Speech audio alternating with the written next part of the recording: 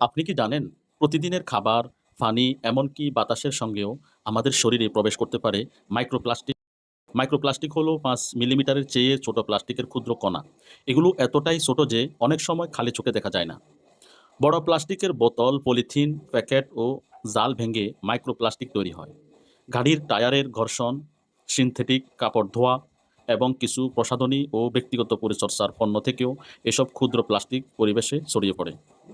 গবেষণায় দেখা গেছে মাইক্রোপ্লাস্টিক খাবার, পানি ও বাতাসের মাধ্যমে মানুষের শরীরে প্রবেশ করতে পারে। এটি প্রদাহ সৃষ্টি করতে পারে, ক্ষতিকর রাসায়নিক বহন করতে পারে এবং হরমোনের স্বাভাবিক কার্যক্রমে প্রভাব ফেলতে পারে। এছাড়া সামুদ্রিক প্রাণী ও পরিবেশের জন্যও এটি বড় হুমকি। তবে মানুষের উপর এর দীর্ঘমেয়াদী প্রভাব নিয়ে এখনও গবেষণা চলছে। অপ্রয়োজনীয় একবার ব্যবহারযোগ্য প্লাস্টিক কম ব্যবহার করুন। পুনর্ব্যবহারযোগ্য বোতল ও ব্যাগ ব্যবহার করুন।